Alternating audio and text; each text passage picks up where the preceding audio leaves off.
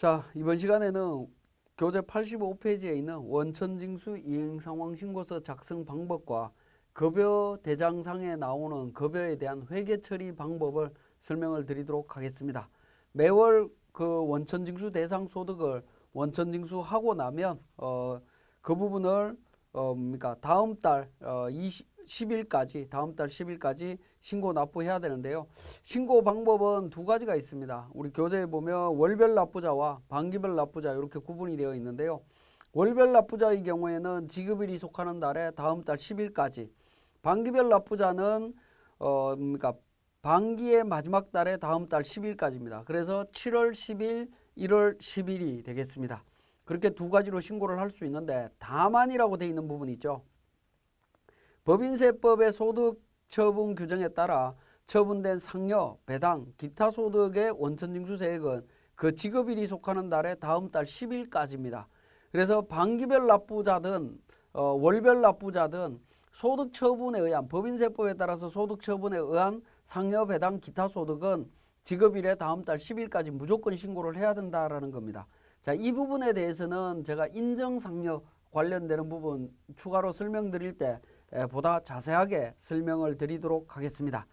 자, 교재에 보면 반기별 납부자에 대한 규정이 나옵니다. 직전과세 기간에 상시 고용 인원이 20명 이하인 원천징수 의무자로서 관할 세무서에 승인을 받거나 지정받은 경우에 반기별로 신고할 수 있다라는 겁니다. 그리고 85페이지에 반기별 납부자의 연말정산 환급 신청이라고 되어 있습니다. 자, 그 부분은 반기별 납부자는 연말정산분을 원래 7월 10일까지 신고 납부를 합니다. 그렇지만 연말정산으로 발생한 환급세액이 환급세액을 우리가 환급받고자 한다면, 환급 신청하고자 한다면 86페이지에 있는 것처럼 환급 신청의 경우에는 1월과 2월분과 연말정산분을 합쳐서 3월 10날까지 신고를 하셔야 되고요. 3월과 6월분을 7월 10날까지 신고를 하게 됩니다. 그래서 연말정산한 이후에 환급 신청을 하는 경우에는 반기별도 두 번에 걸쳐서 신고를 해야 된다라는 거 다시 한번 말씀을 드리고, 86페이지에 원천징수 이행상황신고서 작성 방법인데요. 작성자는 원천징수 의무자가 작성을 합니다. 작성을 하게 되고요. 작성 기준은 귀속 연월과 지급 연월을 기준으로 원천징수 이행상황신고서를 작성하게 됩니다. 자, 우리 세무사랑 프로를 통해서 한번 보게 되면 귀속 기간, 지급 기간을 기준으로 원천징수를 하게 된다라는 겁니다. 자, 이 두 가지가 일치될 때 관련 소득을 합산해서 신고를 할 수가 있고요. 귀속과 지급 기간이 다른 경우에는 각각 신고를 한다라는 겁니다. 86페이지에 보시면 귀속 연월이 다른 소득을 같은 월에 함께 지급하여 소득세 등을 원천징수하는 경우에는 원천징수 이행상황신고서를 귀속 연월별로 각각 별지로 작성해서 제출해야 된다라고 되어 있습니다. 예를 들어서 2017년 3월 급여를 4월에 지급하고 2017년 4월 급여를 4월 말에 지급하는 경우, 즉 3월달 급여를 4월달에 전부 다 지급하고 4월달 급여를 4월달에 지급한다라는 거죠. 그런 경우에는 우리 교재에 있는 것처럼 귀속과 지급월이 각각 다르기 때문에 원천징수 이행상황신고서 두 장을 작성해서 제출을 해야 된다라는 부분입니다. 자, 87페이지에 기본사항 작성 방법입니다. 자, 원천징수 이행상황신고서를 보면 귀속과 지급을 입력하도록 되어 있습니다. 자, 우리 화면을 통해서 한번 보시면 원천징수 이행상황신고서 양식입니다. 양식인데 오른쪽에 보시면 귀속 연월, 지급 연월이 있죠. 자, 이 부분을 먼저 결정해서 입력하도록 되어 있습니다. 자, 이 부분은 우리 세무사랑 프로에서는 원천징수 이행상황신고서를 작성하기 위해서는 귀속과 지급 기간을 먼저 입력하도록 되어 있습니다. 먼저 입력하도록 되어 있고요. 자, 다시 원천징수 이행상황신고서 서식을 보시면 왼쪽에 보시면 신고 구분이라고 하는 부분이 있습니다.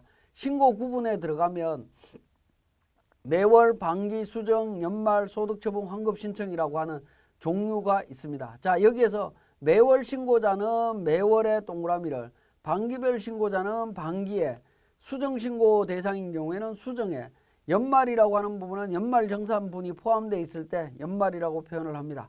자, 소득처분은 인정상여 등의 소득처분이 있을 때 소득처분에다가 동그라미 표시를 하게 되겠습니다. 환급신청은 연말정산을 한 이후에 환급세액을 국세청에서 환급받을 때 환급신청한다라고 보시면 되겠네요. 자, 그렇게 해서 환급 신고 구분을 선택을 하신 다음에 원천징수 의무자에 대한 정보를 입력을 해서 우리가 원천징수 이행상황신고서를 작성해서 신고하실 수가 있습니다. 자, 여기에서 88페이지에 우리 교재에 보시면 귀속연월과 지급연월에 대한 부분, 입력 부분이 있는데요. 87페이지 하단 부분에 소득처분의 경우에 귀속연월은 대상소득에 대한 당초 귀속연월, 2017년 귀속연말정산의 경우에는 귀속연월은 2018년 2월로 기재한다라는 겁니다. 17년도 연말정산과 관련되는 부분은 다음 연도 2월로 귀속을 결정을 합니다. 그렇게 2월로 결정이 된 부분은 전년도 근로소득이다라고 인식을 하고 있습니다. 자, 지급연월을 입력을 하게 되는데 반기별 납부자는 반기의 종료월 6월이나 12월로 입력을 해 주시면 되겠습니다. 자, 그렇게 해서 원천징수 이행상황신고서를 그러니까 작성해서 신고 납부하실 수가 있습니다. 자, 기본사항과 관련돼서 89페이지에 원천징수 이행상황신고서 구체적으로 작성하는 사례는 참고로 설명에 대한 부분은 참고로 보시면 되겠고 교재를 통해서 보시면 되겠고요. 자, 90페이지에 수정 원천징수 이행상황신고서 작성에 대한 방법이 되겠습니다. 자, 수정과 관련되는 부분은 우리가 수정 신고를 한다라고 하면 신고 구분에서 수정에 동그라미 표시를 하신 다음에 진행을 해주시면 됩니다. 90페이지에 보시면 처음 신고분 자체의 오류 정정만 수정 신고 대상이다라고 되어 있고요. 따라서 추가 지급 등에 의한 신고는 그러니까 수정 신고가 아니고 정상 신고에 해당이 된다라고 보시면 되겠습니다. 수정 신고서는 별지 작성 제출하고 귀속 연월과 지급 연월은 반드시 수정 전 신고와 동일하게 적어야 된다라는 부분이고요. 4번의 수정 신고로 발생한 납부 환급세액은 수정 신고서에 A 90번 란에 적지 않고 그 세액은 수정 신고하는 월에 제출하는 당월 신고서에 수정 신고란에 적어서 납부 환급세액에 조정하는 거다라고 되어 있습니다.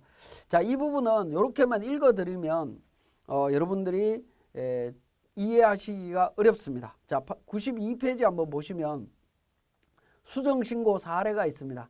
수정신고 사례라고 해서 자, 당초 8월분 급여를 8월 달에 지급을 했습니다. 그래서 원천징수세액 2천만 원에 40만 원 적용을 했고요.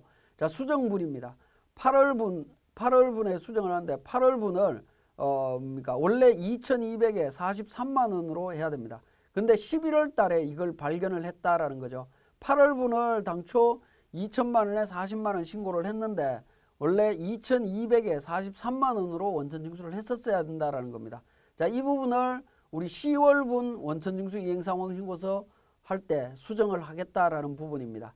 자, 이렇게 이제 정리를 해주시면 될 것 같습니다.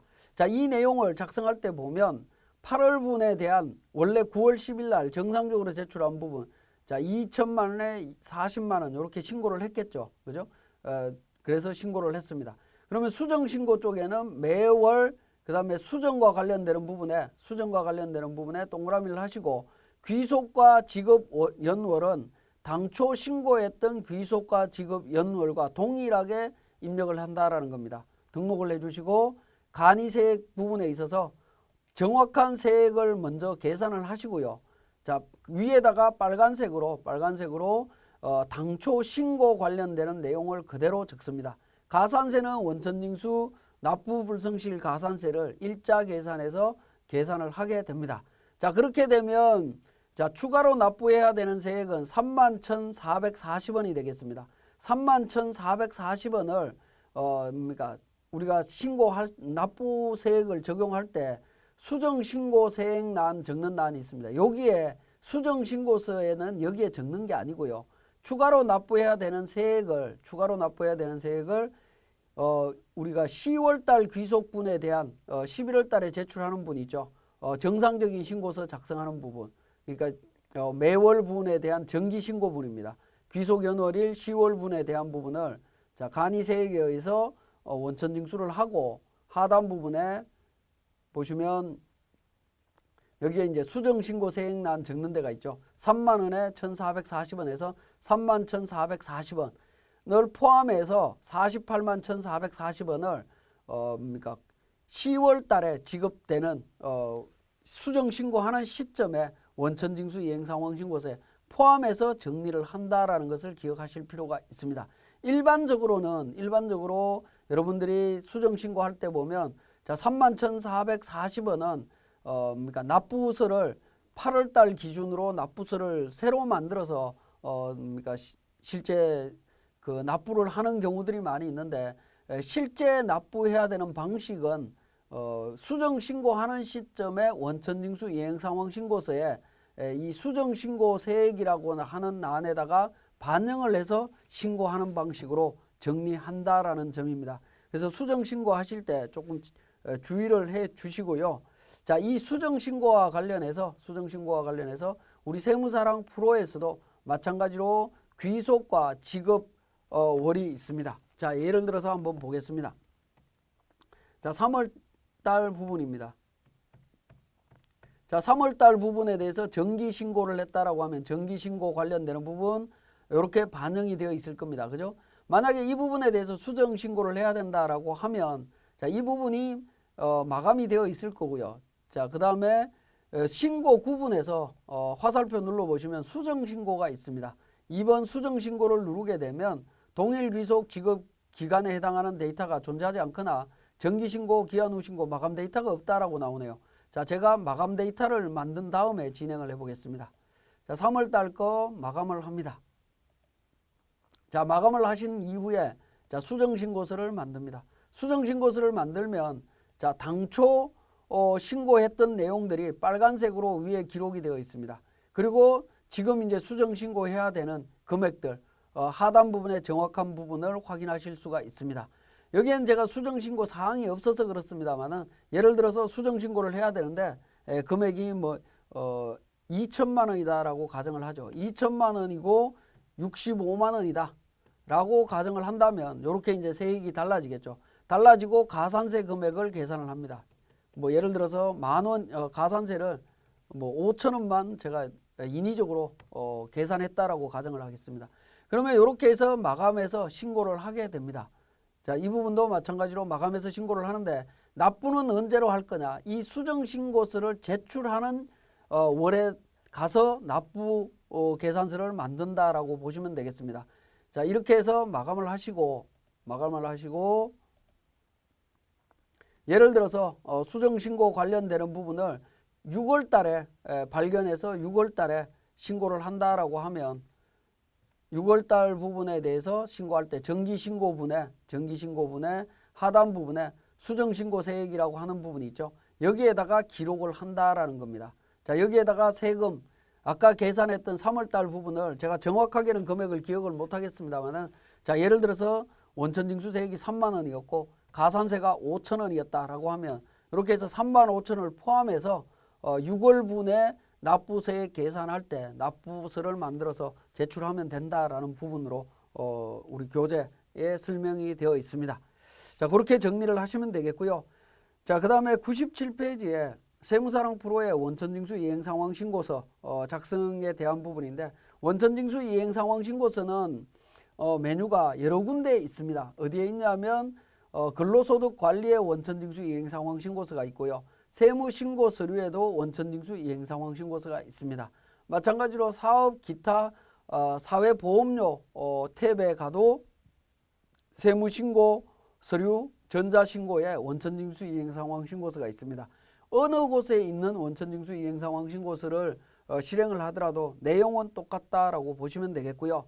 자, 그 다음에 자, 원천징수 이행상황신고서를 실행을 했을 때 앞에서 설명을 드렸습니다만은 자, 2017년도 1월이라고 가정을 하겠습니다. 자, 1월달 정기신고와 관련되는 부분입니다. 자, 이렇게 매월이라고 이렇게 표시가 되고 있죠. 이 부분은 신고 구분이 매월이라고 표시된다는 얘기는 매월 신고자라고 보시면 되겠습니다. 월별 신고자입니다. 만약에 우리 회사는 반기별 신고로 하고 싶다. 반기별 신고 대상자라고 하면 반기에 체크 표시를 하셔야 되는데 우리 세무사랑 프로는 반기에 체크 표시가 우리가 뭐 하고 싶다고 되는 건 아니고요. 반기로 구분을 하시고자 하신다면 그 부분에 대해서는 회사 등록 쪽에서 관리를 합니다. 자, 우리 세무사랑 프로의 원천징수의 근로소득 관리 탭에 보면 기초정보관리라고 있습니다. 그게 회사 등록 메뉴가 있습니다.